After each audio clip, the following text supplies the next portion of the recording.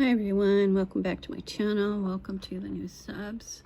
Thank you all you subs and viewers who have stayed and continue to support my channel and leave love and support by commenting and sharing my videos and so on. This is the inside of this beautiful needle book I've been working on. It will be a few minutes before, well actually about 45 minutes before this tutorial on this is loaded. And so I just wanted to show you a quick video. I did one, but it turned out to be about 10 minutes, so I'm trying to keep them short. I picked out this from one of my kits, my flat pack kits. I'm trying to do this with one hand. You can see how talented I am. Okay, so I added these buttons. They were something I had gotten at Senior Center, which used to be my favorite place, but I'm trying to kind of stay away from there a little bit.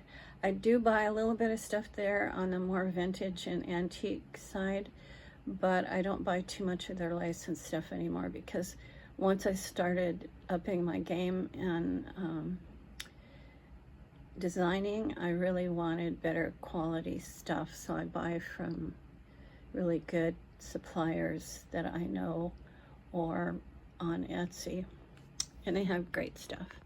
All right, so that's the inside. And I also changed up the outside. I think that doll is making it kind of heavy. You can see the pretty edge there.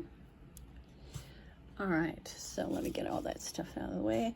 I put this little piece on from Sheila at Boho Daydreams, this lace, eyelet lace from Sheila at Boho Daydreams, and there's my lovely little book. I just wanted to share it with you and let you see what's coming up on the next video. You can see that pin open and sticking there.